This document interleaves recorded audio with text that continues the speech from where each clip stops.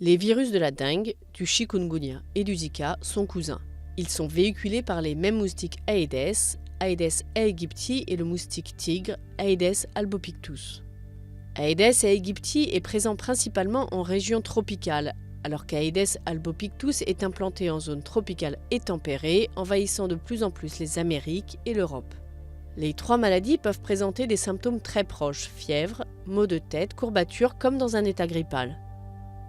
Le chikungunya déclenche plutôt de fortes douleurs articulaires souvent invalidantes, mais qui disparaissent généralement au bout de quelques jours ou semaines. Moins répandu et jusqu'ici moins étudié, le Zika passe souvent inaperçu.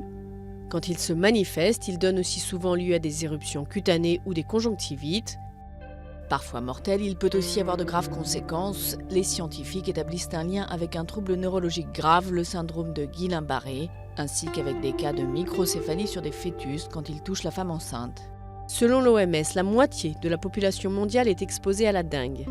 La dengue sévère, autrefois appelée dengue hémorragique, constitue une cause majeure d'hospitalisation et de mortalité pour les enfants en Asie et en Amérique latine. Un patient atteint un jour de la dengue est immunisé à vie, mais seulement contre le type de dengue qu'il a développé. La meilleure protection reste donc d'éviter les piqûres de moustiques qui véhiculent le virus. Tout comme pour se prémunir du chikungunya et du Zika.